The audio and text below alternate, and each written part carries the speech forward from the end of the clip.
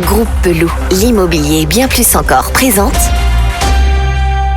Sud Radio, le grand matin week-end, Osez investir le club, 9h30, 10h, Thomas Binet. Et oui, c'est la suite et on se retrouve avec nos chroniqueurs pour revivre l'année 2020, Thomas. Absolument, Laurence, en compagnie donc de Bernard Cadot, notre consultant en logement, et de Guy Marty, notre consultant en placement et fondateur de pierrepapier.fr. On va revivre l'année 2020, on va refaire le match ensemble parce qu'il s'est passé tellement de choses en cette année 2020, une année de sidération pour tous, une année qui est à revivre.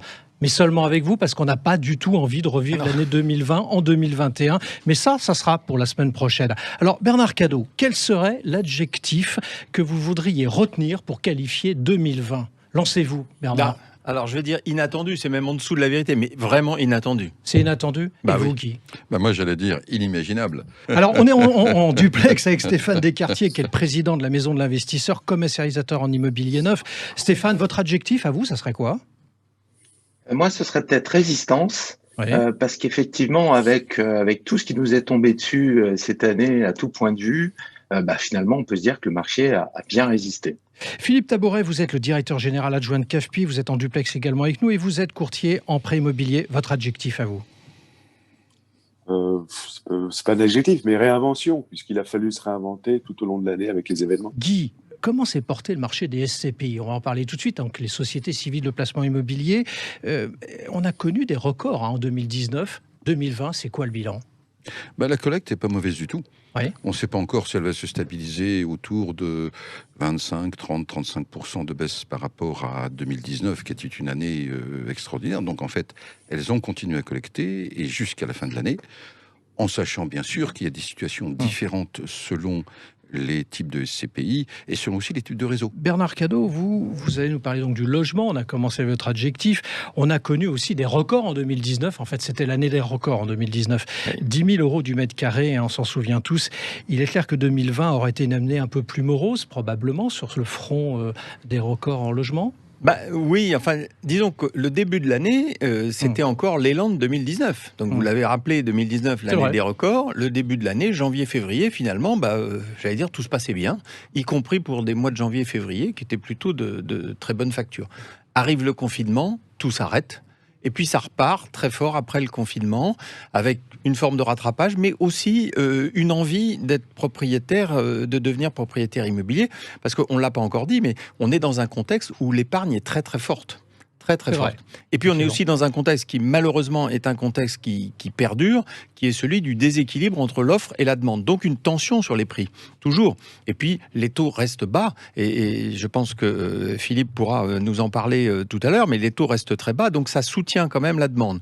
Donc, il n'y aura pas de record battu, je pense, cette année-ci. Il y aura des secteurs où les prix auront considérablement augmenté, parce que souvenez-vous, au moment du confinement et sortie du confinement, tous ces Parisiens et Franciliens qui voulaient aller à la campagne, donc là où ils ont atterri, si je peux me permettre cette expression, forcément les prix ont monté. Vous faites référence à l'arc des 100 km autour de Paris, voilà, des métropoles. Chartres, Orléans, Amiens, Reims, pourquoi pas, etc. Bon, là, oui, certainement que les prix auront augmenté, mais globalement, non, parce qu'il y a un moment qui arrive où on ne peut pas continuer à augmenter les prix. Vous avez cité les 10 000 euros du mètre carré, c'est Paris, ça a dépassé, c'était la barre symbolique de ces 10 000 euros.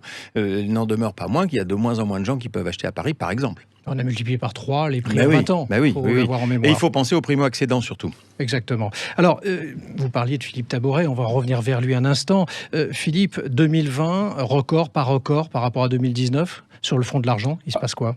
Non, par record, on va être en baisse, mais malgré tout très légère de production en volume de crédit, donc en nombre d'opérations financées, par rapport à l'année dernière qui était l'année de record absolu. On a dépassé des sommes astronomiques de financement. Cependant, l'année s'est très bien tenue tout au long de 2020, puisque ce qui est particulier, c'est quand même que les opérations sont décalées entre le moment on établit un projet, on origine un projet et sa finalisation, c'est-à-dire sa signature chez le notaire.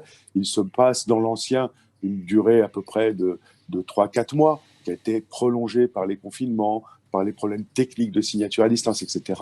Donc on a des délais un peu allongés de 5-6 mois.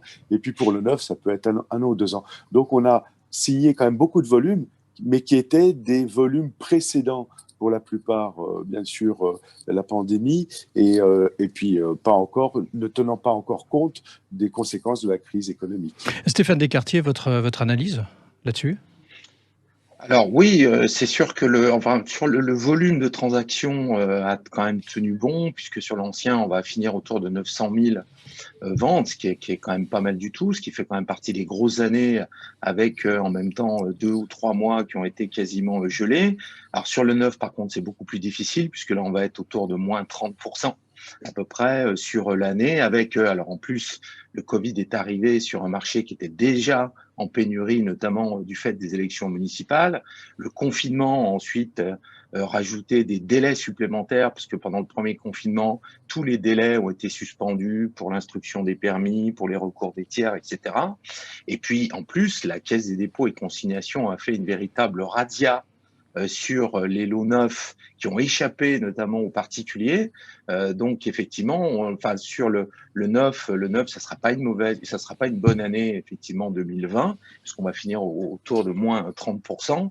Guy Marty, quel a été le meilleur placement en 2020 ? Les valeurs technologiques américaines, Apple, Google, Amazon, Tesla. Ouais. Et oui, en fait, l'année 2020 du coup ressemble à une extraordinaire loterie, avec des victimes qui pourtant n'avaient rien fait de mal, la restauration, l'aviation, l'hôtellerie, etc.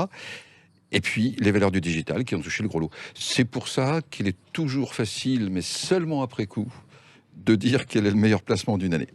Alors, Bernard Cadot, le marché en région, parce qu'on parle toujours de Paris, d'ailleurs on n'a pas dérogé à la règle, on a parlé des 10 000 euros sur Paris, mais le marché en région dans tout ça, comment s'est-il comporté ? A-t-il résisté ?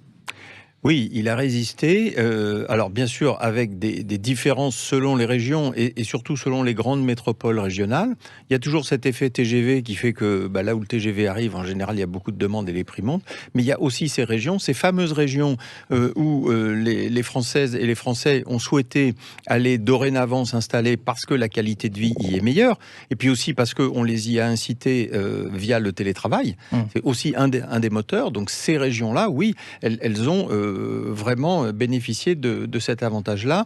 Reste quand même qu'il peut y avoir une discrimination entre celles qui sont bien desservies et celles qui le sont moins, parce que ça joue quand même pas mal. Je voudrais juste terminer sur une note optimiste. Il faut quand même qu'on soit optimiste en ce moment. Bon, on vient d'avoir une décision importante du Haut Conseil à la stabilité financière et du gouvernement, en quelque sorte, pour relâcher un petit peu la pression sur les conditions d'octroi des crédits, on peut passer à 35% de taux d'endettement et aller jusqu'à 27 années d'emprunt.